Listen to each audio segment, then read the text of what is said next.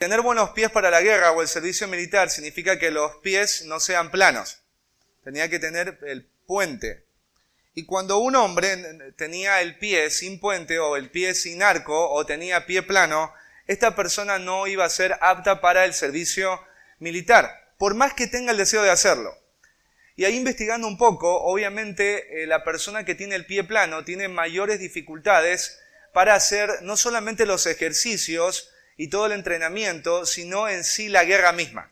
Un hombre con pie plano en la guerra es un peligro para él mismo y también para sus compañeros, por causa no solo del dolor que producen, sino porque las personas que tienen pie plano fácilmente pueden tropezar, más por lo menos que las personas que tienen un pie que no sea con arco o sin arco. Y cuando me ponía a pensar, ¿no?, en cuanto al servicio militar, y que nosotros los cristianos también estamos en una guerra y somos soldados de Cristo, y que nuestro general sería Jesús, creo que nosotros todos deberíamos desear estar en el servicio de aquel general. Todos nosotros desearíamos ser parte de ese pelotón.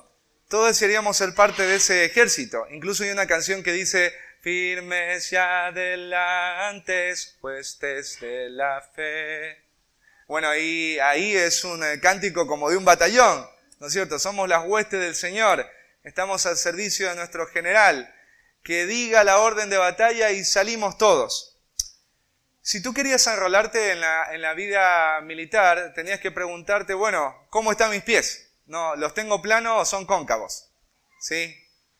Y en base a esto ibas a ser apto o no apto. Pero si yo, por ejemplo, quiero caminar en la vida cristiana, o sea, todos los que están acá deberían querer vivir la vida cristiana. Tu objetivo en la vida, mientras te quede aliento, es querer vivir la vida cristiana. Porque fuiste salvado para eso, para vivir una vida cristiana. ¿Y qué tendrías que evaluar para ver si estás apto para caminar esa vida cristiana? Bueno, la pregunta es básica. ¿Tengo amor? ¿Hay amor en mí? Esa sería la pregunta. Si quiero ponerme al servicio de mi general, si quiero ser parte de las huestes del Señor, en su guerra, en sus batallas, ¿hay amor en mí? ¿Tengo amor o no tengo amor? ¿Amo a mis hermanos? ¿Amo a los hermanos de la iglesia? ¿Amo a los perdidos? Esta pregunta es muy importante porque si no hay amor en nosotros o no estamos amando, entonces no somos aptos para vivir la vida cristiana. No esperemos agradar o servir correctamente a nuestro general. Estoy convencido que una de las razones por las que nos cuesta tanto la vida cristiana es por causa de que no amamos o no estamos amando. Cuando la vida cristiana se hace pesada es porque nuestro amor no está donde debería estar. Y parece que a Dios Dios nos está insistiendo como iglesia en esto del amor, porque Carlitos predicó el amor y yo no le di el tema a Carlitos. Yo no le di el tema.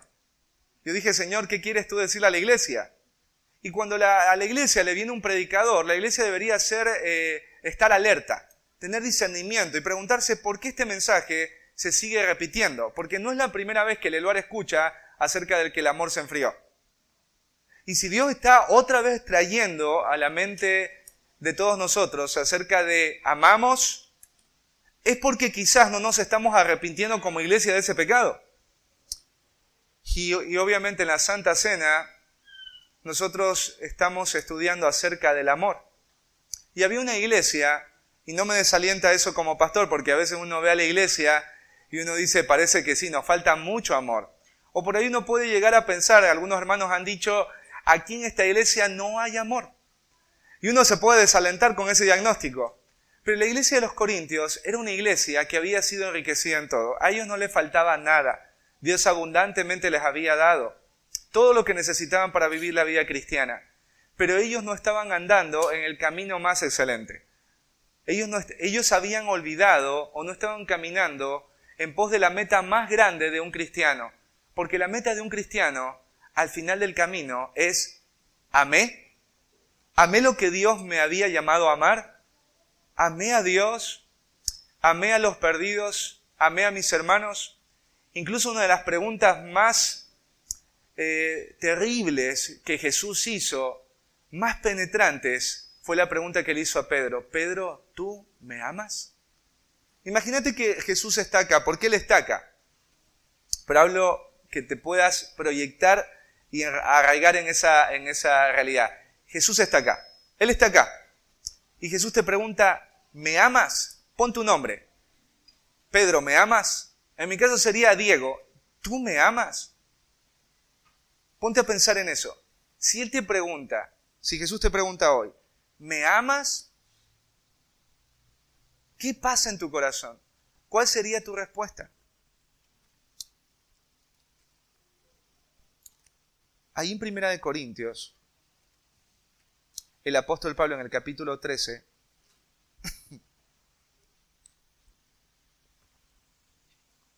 va a describir acerca de este amor por el cual deberían los corintios caminar, y es el camino más excelente.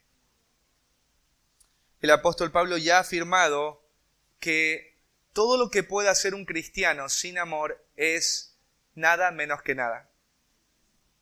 Y desde el versículo 4, el apóstol Pablo va a hablar de las características de este amor. ¿Cómo es este amor? Y bueno, hemos revisado algunas durante las cenas del Señor. El amor dice que es sufrido, ¿no? Es paciente, no responde de manera vengativa, es benigno, no es vencido por lo malo, sino vence con el bien el mal. El amor lleva a una persona, a aquel que le respondió con mal, a responderle con bien, ¿no? El amor dice no tiene envidia, no codicia lo que otros tienen. El amor no es jactancioso, no se envanece, no es fanfarrón, no saca en cara. Veíamos también ahí, en la última cena del Señor, el amor no hace nada indebido, no es grosero, no es rudo, tiene buenos modales, es cortés. Pero vamos a estudiar una nueva característica de este amor que nosotros debemos cultivar en nuestras vidas, y después vamos a finalizar mirando cómo este amor claramente se ve en la persona de Cristo. Acá dice el apóstol Pablo, el amor no busca lo suyo. El amor no busca lo suyo. En otras versiones dice, el amor no es egoísta. La palabra buscar tiene que ver con tratar de conseguir algo o alcanzar algo que uno desea. Aparece en muchas partes de la Biblia, y cuando tú estudias esta palabra en cómo aparece en otras partes, el concepto de buscar tiene que ver con una búsqueda incesante, intencional y apasionada. Es como cuando se te pierde algo que tú valoras mucho. ¿Qué pasa cuando se te pierde algo que valoras mucho? No es que tú revisas por algunas partes y vos dices, no, ya está, se perdió. En Ecuador hubo, por ejemplo, una familia que perdió a sus 2 hijos a manos de la policía ecuatoriana, los Restrepo, eran colombianos. Los papás murieron buscando a sus hijos. Ellos querían saber dónde estaban sus cuerpos. La mamá murió con amargura de corazón porque nunca supieron. Nunca pudieron llevar flores a la tumba. Ellos buscaron. Ese es el tipo de búsqueda, ¿no? El amor no busca. No está intencionalmente, apasionadamente, prioritariamente buscando algo. ¿Y qué tiene que ver? Lo suyo. Lo suyo tiene que ver con algo mío. Algo para mi beneficio. Y Pablo está manifestando esta realidad. La persona que ama con este amor no va a buscar de manera intencional, prioritaria, constante, el beneficio o el provecho propio. Pablo está diciendo que el amor por el cual deberían caminar los corintios no es un amor egoísta. Un amor egoísta. El egoísmo es el mal de la sociedad actual. Y hoy lo vemos en medidas que nunca antes se vieron. Hoy se conoce como la sociedad hedonista, la sociedad amante de sí mismo. Y esto está entrando también a la iglesia de hoy. Hoy, por ejemplo, hay muchos creyentes que piensan en la iglesia como un lugar para consumir y no en un lugar para servir. Por ejemplo, en todas las iglesias vas a ver que hay una cantidad muy pequeña de creyentes que viven para servir a sus hermanos. Pero la mayoría de creyentes son solamente consumidores. Por ejemplo, cuando en esta iglesia termina el culto, muchos de ustedes no se quedan a limpiar, no se quedan a ordenar los bancos. Muchos de ustedes, sus hijos, han dejado papeles en el pasto y solamente ustedes se van. Porque hoy las iglesias están con altos índices de miembros egoístas. Personas que solamente vienen a ver qué obtener detrás de un culto. Hoy vemos a gente que incluso va a los cultos dependiendo cómo se sienta en ese culto. Si me siento bien en ese culto, entonces voy a ese culto. Pero si me voy a sentir mal en ese culto, entonces voy a ese culto o me cambio de iglesia.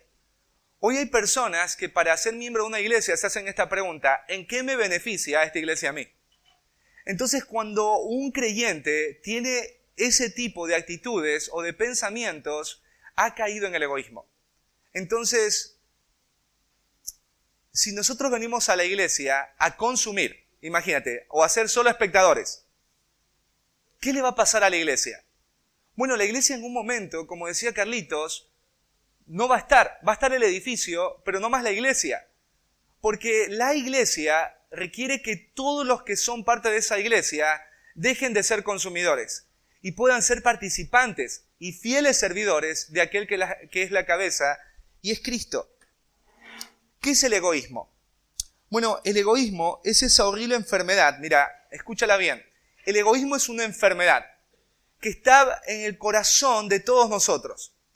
Y que por la gracia de Cristo, si no estuviera Él, el egoísmo sería el determinante en todas nuestras decisiones. Porque la persona egoísta habla, decide, se comporta sin que le importe cómo esto que decide, habla, piensa, repercute en los demás. A una persona egoísta no le importan los demás. Por eso decide y no piensa cuando decide de qué manera esto va a afectar a la iglesia. Muchas veces tomamos decisiones, hermanos, con respecto a la iglesia. ¿Y te has preguntado en algún momento cómo esto va a afectar a tu iglesia local? Son muy poquitos los que preguntan eso. O las palabras que digo, o por ejemplo lo que pongo en el estado. En el estado de WhatsApp. Un día un pastor me decía: Diego, ¿vos te tomás el tiempo para revisar los estados de WhatsApp de los hermanos? Y le digo, y sí. Me dice: yo no me quiero amargar la vida, me decía. Le digo, pero esa es la labor del pastor. Muchos de los hermanos publicamos nuestra necedad a través de los muros de WhatsApp, de los muros de Facebook. Entonces, cuando tú pones algo, no te preguntas, ¿esto cómo va a afectar al otro? Incluso en el tema de las fotos. O sea, yo a veces me pongo a pensar en el WhatsApp, ¿por qué ponemos fotos? ¿No? ¿O por qué ponemos cosas? Y a veces lo que generamos puede ser hasta envidia en la vida de otros hermanos. Y uno tiene que contemplar eso. Yo no te digo, o no te estoy contando esto para que vos empieces a pensar, porque todos nosotros hemos caído en la necedad en algún momento. Hemos publicado algo que no hemos tenido que publicar, hemos hablado algo que no teníamos que hablar, hemos tenido una actitud que no debimos de haber tenido y que afectaron a los demás. A lo que voy es que Pablo dice acá, si quieres caminar por el camino más excelente, debes amar. Debes amar. Y el amor por el que debes amar no es un amor en el cual tú te encuentras buscando tu beneficio, buscando tu propio provecho. El amor no es egoísta. El amor se pregunta, ¿esto que voy a decir, esto que voy a hacer, esto que voy a decidir, ¿va a afectarle a mis hermanos? ¿Va a edificar a mis hermanos? ¿Va a acercar más a Cristo a mis hermanos? ¿Va a ser de tropiezo a mis hermanos? Eso se preguntaría a alguien que busca amar. Y pensando profundamente, me hacía esta pregunta. ¿Qué significa buscar el bien de mis hermanos, bíblicamente hablando, no? Si tú dices, bueno, yo quiero estar enlistado en el ejército del Señor, y ahora sé que tengo que amar, y tengo que amar no buscando lo mío propio, no debo ser egoísta. Pero ¿qué significa eso en la vida práctica? Buscar el bien de mis hermanos, primero, es pensar en las palabras que digo. Yo amo a mis hermanos a través de las palabras con las que les hablo a mis hermanos. Las palabras que uso, con las que me expreso, ya sea de manera verbal o no verbal, sino escrita. Mirá ahí en Efesios 4:29.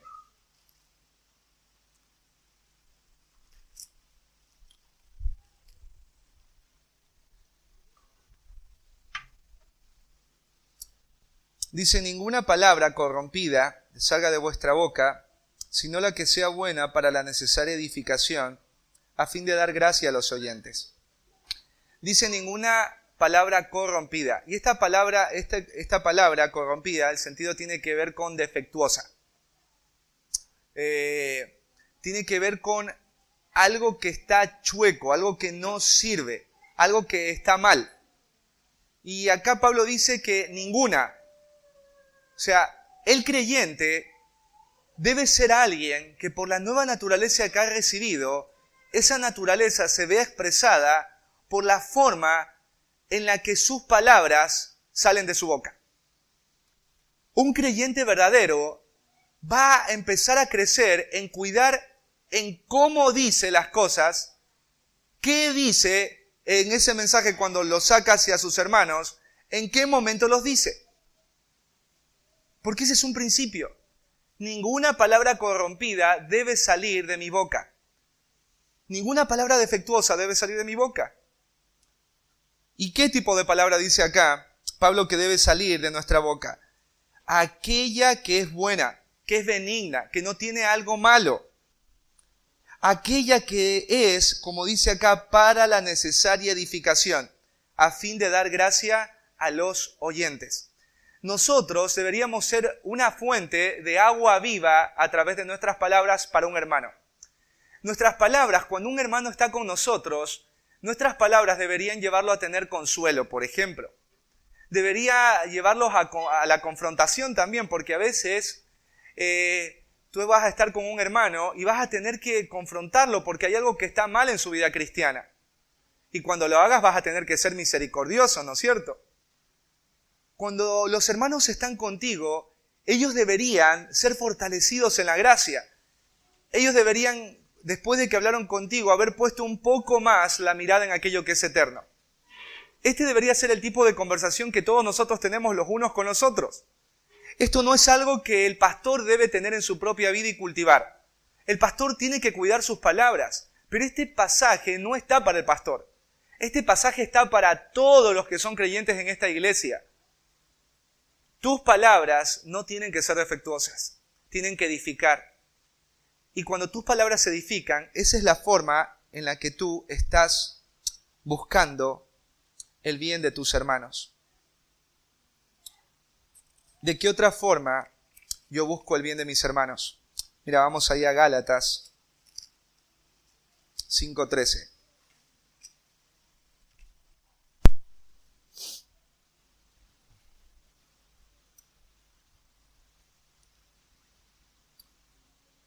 Dice, porque vosotros, hermanos, a libertad fuisteis llamados, solamente que no uséis la libertad como ocasión para la carne, sino servíos por amor los unos a los otros.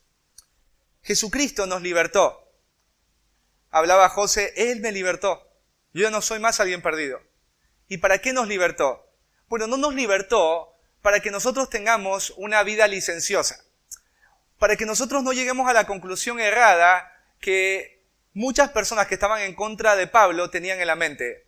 Pablo, entonces, si Cristo murió por todos nuestros pecados y todo ya fue consumado a través de ese sacrificio y son los pecados pasados, presentes y futuros, entonces yo puedo tener una vida de licencias. Puedo caminar en pecado total. Yo ya fui libertado del pecado. Yo entiendo que Jesús ya pagó por todo, porque si peco toda la semana y Jesús es mi Salvador, Jesús ya pagó por todo lo que hice en esa semana y soy justo delante del Padre. Y Pablo dice no, y acá lo explica. La libertad que nos fue dada en Cristo no fue para que nosotros sigamos en el mismo desenfreno moral en el que antes vivíamos, hablando lo que queríamos, pensando lo que queríamos, decidiendo como queríamos, comportándonos como queríamos. Pablo dice acá que esa libertad nos fue dada para algo. Dice, esa libertad nos fue dada para serviros por amor los unos a los otros. Imagínate esto, Dios te liberta, tú eras un esclavo del pecado, igual que yo. Y cuando un esclavo salía en libertad, este esclavo era profundamente gozoso. ¿A quién le gustaría ser esclavo? A nadie. Y peor cuando hablamos de esclavo del pecado. José ahí hablaba de que era esclavo a algo, ¿no es cierto?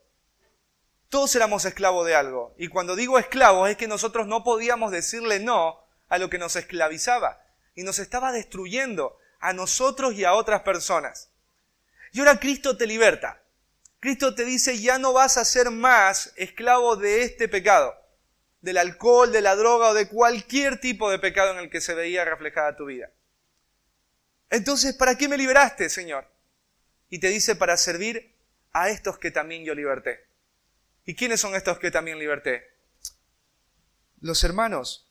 Y sabes que aquí dice, aquí la palabra servíos está relacionada a la esclavitud. O sea, fuimos sacados de la esclavitud del pecado para ahora ser servidores, esclavos de Cristo.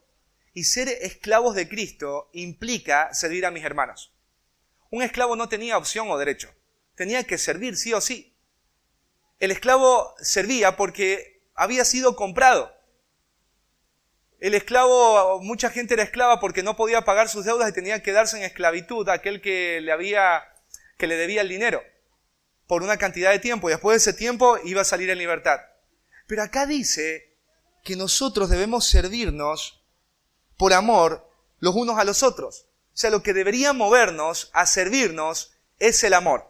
O sea que la ausencia de amor es la causa de no servir a mis hermanos. Miren, cuando yo tuve la última reunión de miembros, era interesante ver de que de cada 10 miembros de la iglesia, 2,5 miembros, me salía así en las estadísticas, están sirviendo en los ministerios. Y cuando hablo de medio, significa ese que por lo menos una vez al mes vino después de haberte cancelado 3 veces.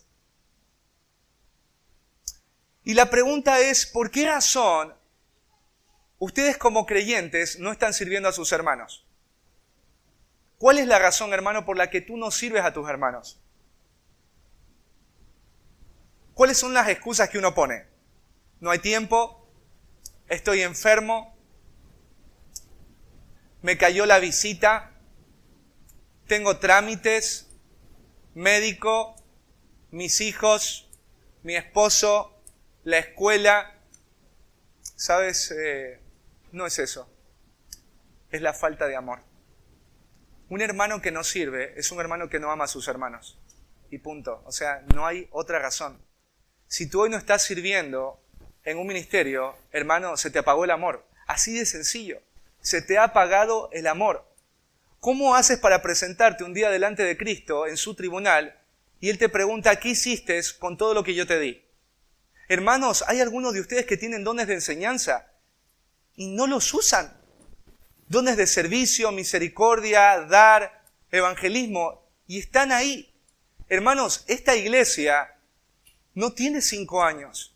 Escucha, yo voy a cumplir este año 12 años de vida de iglesia y el anterior pastor estuvo más de 10 años. Esta iglesia en 10 años más ya es una iglesia vieja. Pero qué triste que sea una iglesia vieja, no porque son maduros, sino porque siguen teniendo el corazón endurecido, iglesia de Parque Leluar. Un día hablaba con gente de Esperanza y me decían, el pastor se fue y la iglesia ya no dejó de estar, ¿no? Y fue doloroso para muchos que salieron de Esperanza lo que pasó en Esperanza. Y me llamó mucho la atención y lo guardé en mi corazón cuando estas personas de Esperanza me dijeron, nosotros no estuvimos al lado del pastor cuando pudimos haber estado. Y yo no te pido que estés al lado del pastor. Yo te pido que estés a los pies de Cristo y por amor a lo que Él hizo, tú entiendas que fuiste libertado para servir a los hermanos. La otra vez estábamos hablando de cómo vamos a hacer para alcanzar a los a los jóvenes. Y ¿sabes qué? Siempre son los mismos. Es como que estamos en la iglesia, tenemos 10 fichas para cubrir una necesidad en donde se necesitan 100 fichas. Con los hombres, muchos hombres de la iglesia no se puede contar. Todos los hombres están siempre ocupados, pero están siempre ocupados para lo que les conviene y quieren. Pero para el Señor los hombres no tienen tiempo, igual que las mujeres, aunque es más notorio en el caso de los hombres. Hermanos, buscar el bien de los hermanos es servirle. Y si tú no estás sirviendo, y tú dices, el mensaje del domingo, a varios los escuché diciendo, el mensaje de Carlitos me llegó hasta el alma, penetró mi corazón. Bueno, muestra que te penetró a tal punto que quieres servir. Quieres servir. Quieres servir, hermano. Y sabes que el servicio que está buscando Dios es un servicio fiel. Muchos de ustedes se comprometen 1 o 2 semanas, pero en invierno ya no los vamos a ver. Es un servicio fiel. Hermano, tienes que ser fiel. Porque si no estás sirviendo, no estás amando a tus hermanos. Vamos a ir a 1 de Juan 3:17.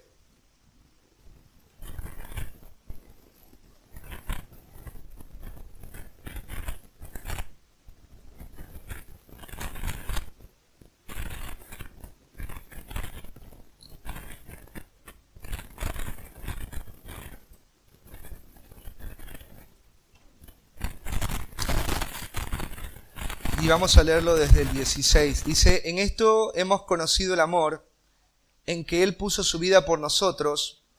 También nosotros debemos poner nuestras vidas por los hermanos. Dice que nosotros conocimos el amor. ¿Y el amor de qué forma lo conocimos? En que fue manifestado a través de un acto de entrega, de un acto generoso de entrega. ¿Cuál fue este acto generoso de entrega? Y que nosotros a través de este acto conocemos el amor. En que Él dice, puso su vida. Alguien puso su vida. Alguien manifestó su amor por nosotros. Y lo manifestó en una entrega física, material y sacrificial. ¿Quién dio esta entrega? Jesús. Jesús. Entonces, después el apóstol, en la frase siguiente o en el párrafo siguiente, en la línea siguiente dice, también nosotros debemos poner nuestras vidas por los hermanos. Si Jesús puso su vida, y en esto conocemos el amor, en que Él puso su vida, entonces la conclusión es esta. Tú también, nosotros también debemos entregar nuestras vidas por los hermanos. Celebramos la entrega de Cristo, de su amor, para que vivamos esa entrega, celebrando esa gracia, sirviendo a mis hermanos. La pregunta es, ¿cómo? Versículo 17. Pero el que tiene bienes de este mundo y ve a su hermano tener necesidad y cierra contra él su corazón, ¿cómo mora el amor de Dios en él? Lo que sigue está relacionado a lo que está arriba. ¿De qué manera yo debo poner mi vida por los hermanos? A través de los bienes que poseo. De los bienes materiales y físicos que poseo. Porque si yo veo, por ejemplo, que yo tengo un bien, y la verdad es que no hay hermano en esta iglesia que no tenga algún tipo de bien, porque a todos el Señor nos ha bendecido de diferentes formas, y yo veo que mi hermano tiene algún tipo de necesidad, y dice, yo cierro mi corazón. Y esto de cerrar el corazón tiene que ver con no responder a esa necesidad, como no dolerse, no moverse a compasión. Dice, ¿cómo mora el amor de Dios en él? O sea, ¿cómo tú podrías alegar que tienes el amor de Dios dentro tuyo si cuando tu hermano tiene necesidad, tú no eres movido a responder a esa necesidad? Hermano, si ustedes me preguntan qué necesidad hay, yo tengo como pastor una necesidad y yo soy su hermano. Yo necesito que ustedes, hermanos, me ayuden a llevar la carga del ministerio. Porque somos pocos los que lo hacemos. ¿Cuándo tú lo vas a hacer? ¿Cuándo lo vas a hacer? Así que yo tengo que usar mis bienes para amar a mis hermanos. Y esto es buscar el bien de mis hermanos. ¿Quieren que les cuente un secreto? Ahí pregunté en tesorería, ¿cuánto hay para este mes? Y no nos alcanza ya ni siquiera para pagar los servicios básicos. Cada uno de nosotros tiene que ofrendar. Y les pido que oren para saber cómo vamos a llegar este mes. Porque ya no hay dinero. Y ahí quiero hablar también del egoísmo. Todos nosotros, a pesar de la economía, seguimos comiendo, seguimos comprando, de alguna manera seguimos construyendo. La pregunta es, ¿estás amando a Dios a través de tus bienes? Porque la vida de la iglesia, la obra espiritual, Dios la hace con recursos que son terrenales. Y si no lo hago, no estoy tampoco amando. Porque cuando surgen necesidades en la iglesia, ¿de dónde se saca para esas necesidades? Del dinero mismo que la iglesia, que todos nosotros ofrendamos. Así que los bienes son lo que Dios nos ha dado para servirnos unos a otros. Y por último, buscar el bien de mis hermanos no solo es a través de las palabras que uso, no es solo a través de mi servicio, no solo es a través de mis bienes, es a través de mi comportamiento, de mis acciones. Mirá ahí en Romanos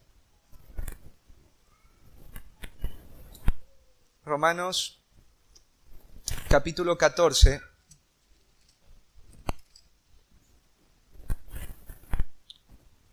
versículo 13 y 15.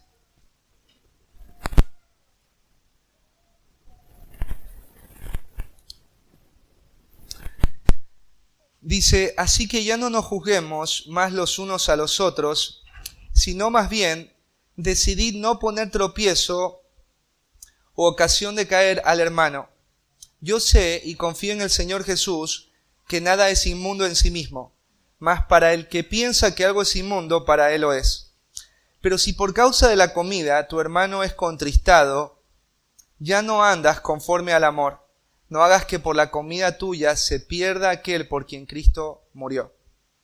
Y en el versículo 19 dice, así que sigamos lo que contribuye a la paz y a la mutua edificación. Bueno, en aquel tiempo la gente adoraba a dioses paganos y los sacrificios que se ofrecían eran sacrificios muchas veces de carne. Después de que se ofrecían estos sacrificios, esta gente, los sacerdotes de estos templos paganos, llevaban esta carne a los mercados. Así que esta carne se vendía a un precio menor. Y habían creyentes que compraban de esta carne y comían de esa carne que fue sacrificada a los ídolos. ¿Estaba mal hacer esto? ¿Era pecado que un cristiano coma carne sacrificada a los ídolos? Pablo dice que no, porque los ídolos no son nada, y si yo compro esa carne y yo sé que detrás de eso no es que estoy teniendo ningún tipo de comunión con los demonios porque estoy comprando esa carne para comérmela, ¿no es cierto? Y yo agradezco a Dios por ese pedazo de carne porque Él fue el que proveyó para poder comprarla, entonces la puedo comer en paz, ¿sí? Esto era un hermano que entendía que no era pecado. Pero habían otros hermanos que estaban recién saliendo de las prácticas paganas y ocultistas de esos templos y que ofrecían carne y que sabían todo lo que había alrededor de esa carne. Ahora imagínate que yo invito a ese hermano a comer a mi casa y le digo que esta carne yo la compré ahí más barata, riquísima en tal lugar, y es la carne que se sacrificaba a los ídolos. Entonces este hermano que recién estaba empezando en la vida cristiana iba a tropezar y de alguna manera iba a ser tentado a volver a esas prácticas ocultas. En este caso sería como que yo entiendo que bíblicamente el vino no es pecado. Imagínense que un día yo digo, bueno, voy a comer un poquito de carne y un poquito de vino. Yo no tomo vino. Esto es solamente un ejemplo para que entiendan el concepto. Porque la iglesia tiene cero tolerancia como miembro al alcohol, cerveza, así que hermano, vaya despidiéndose del vino, despídase del whiskycito y de la bondiola, la cerveza. Porque como miembro, cuando vos te hiciste miembro, estaba que eso no se permite, ¿sí? Para los que no sabían. ¿Por qué razón hacen eso? ¿Sí? Sí, no es pecado. No, no es pecado, hermano. Pero hay muchos de los que están acá que para mí la copita de vino es solo una copita de vino. Para muchos de los que están acá, una copita de vino es volver a la esclavitud. Entonces, como yo tengo hermanos así, yo no voy a hacer nada para que ellos tropiecen. Ese es el punto. Pablo dice que nosotros vivamos para no poner tropiezo al hermano, aun en lo que comemos. Entonces, este es el principio. Debo comportarme y vivir para edificar a mi hermano con las cosas que hago. Cuando tú haces cosas, dices cosas que van a debilitar a otro hermano en su fe, que van a hacerle de tropiezo, tú no debes permitírtelas. Porque si tú lo permites, ya no estás amando. Ya no estás amando. Un día estuve en un lugar y había un hermano que dice, no, yo no puedo ver que jueguen al truco. Porque me lleva a recordar eso, para mí es pecado el truco. Bueno, este hermano no es pecado el truco. Pero si este hermano estaba ahí, y a vos te veía feliz ahí haciendo el ojo para todos los lados, y el hermano estaba ahí viendo, eso iba a hacerle de tropiezo. Entonces, ¿qué tenía que hacer la comunidad de hermanos que aman? Vamos a jugar buraco. No, vamos a jugar. Y sí, porque eso hace el amor. El amor considera al pequeño. El amor considera al que está empezando. Porque si vos haces algo que sabes que no es pecado y en lo que tienes libertad, y por esa libertad tu hermano cae en pecado o es debilitado en la fe, entonces ya no andas en amor, sino que estás en oscuridad, porque Dios te llamó a amar y no a buscar tu propio bien. Mira ahí en 1 Corintios.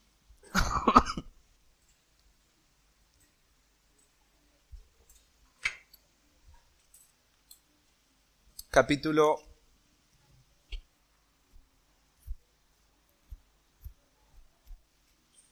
'Lo tienen?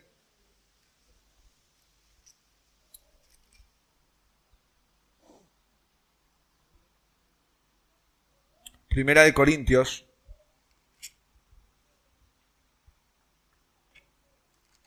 Ahí es un ratito que se me perdió.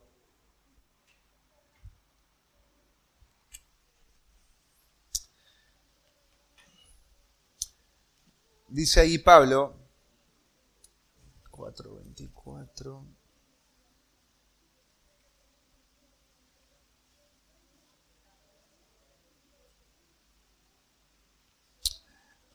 ...14...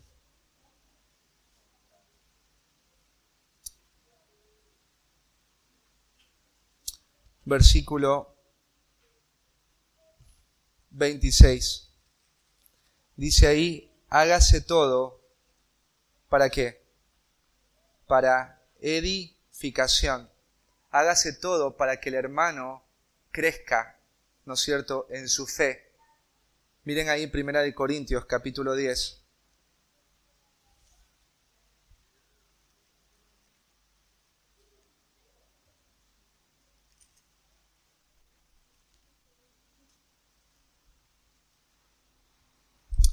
Dice, capítulo 10, versículo 32. No seáis tropiezo ni a judíos, ni a gentiles, ni a la iglesia de Dios, como también yo en todas las cosas agrado a todos. Mira lo que dice Pablo, no procurando mi propio beneficio, sino el de muchos, para que sean salvos. Sed imitadores de mí, así como yo de Cristo.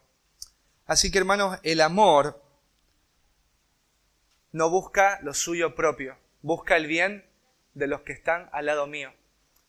Así que buscar el bien de mis hermanos debe ser mi prioridad, a través de mis palabras, a través de mi servicio, a través de mis acciones, a través de mis bienes. Debo buscar amar a mis hermanos. ¿Cómo vemos que Jesús vivió esto? Vamos a Filipenses y cerramos. Filipenses,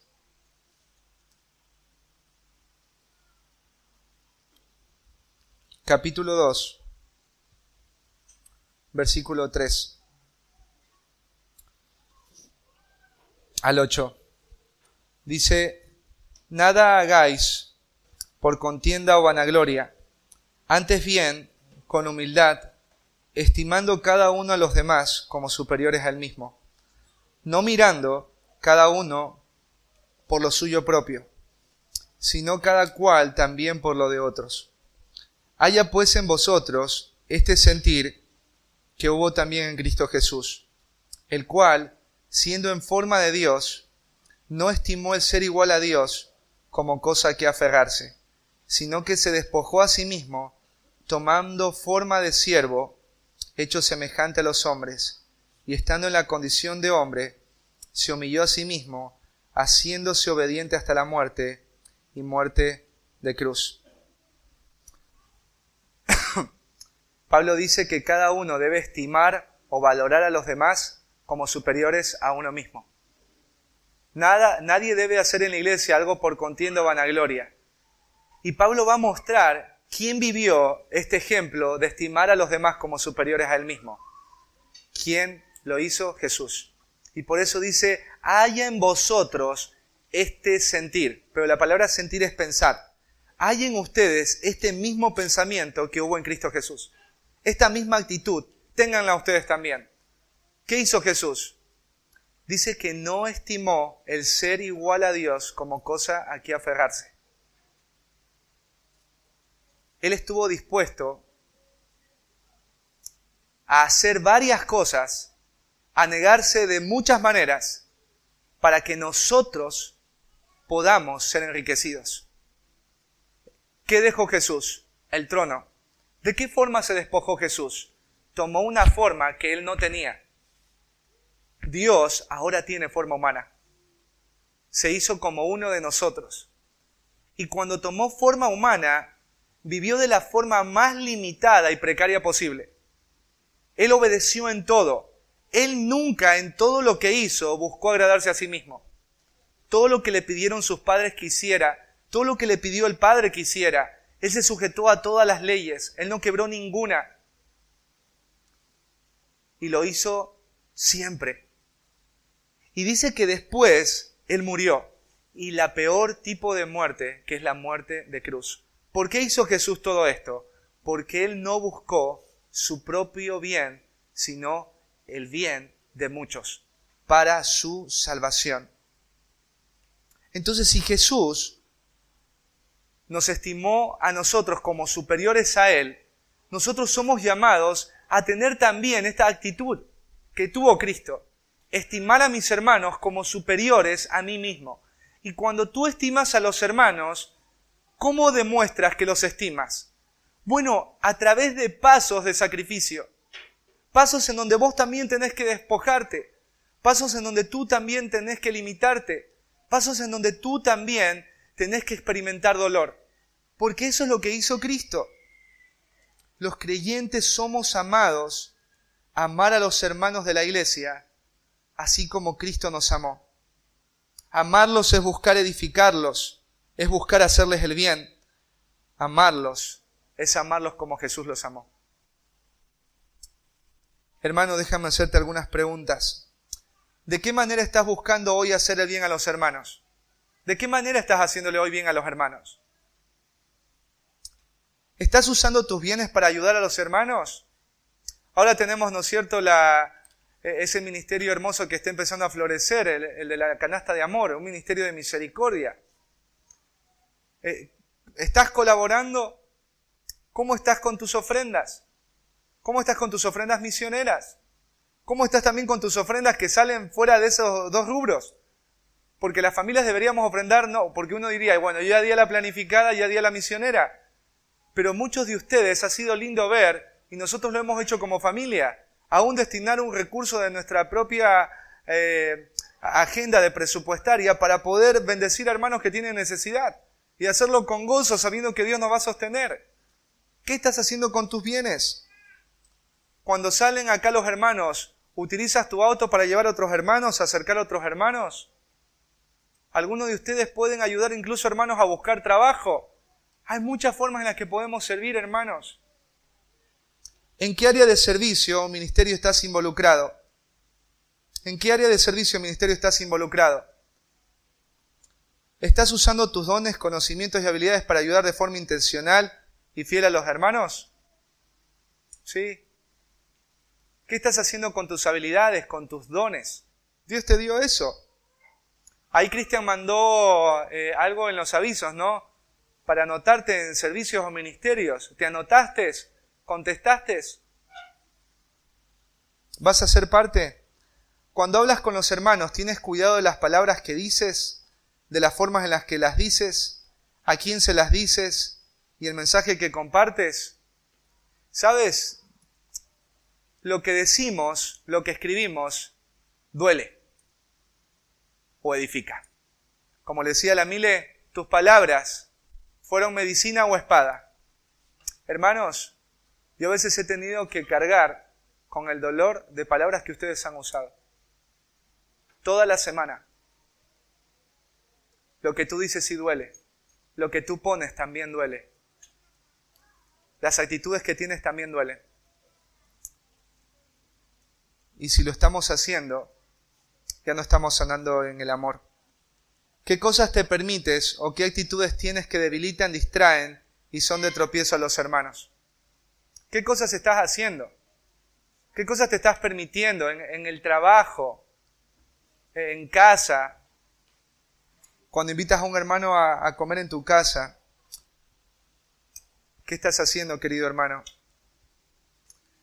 Si el Señor nos sigue hablando del amor, es quizás porque nos está llamando a arrepentirnos de no vivir en amor. Y como decía Carlitos, ¿qué es arrepentimiento? Es cambio de mentalidad. ¿Cómo te das cuenta que te arrepentiste? No cuando llorás, no cuando vuelves a escuchar la predicación del domingo de Carlitos, y es bueno hacerlo, sino cuando decides de manera práctica amar a los hermanos. Cuando se puede ver en tus palabras, a través de tus bienes, de tu servicio, de tu comportamiento. Te animo, querido hermano, a imitar a Jesús. Vamos a ponernos de pie.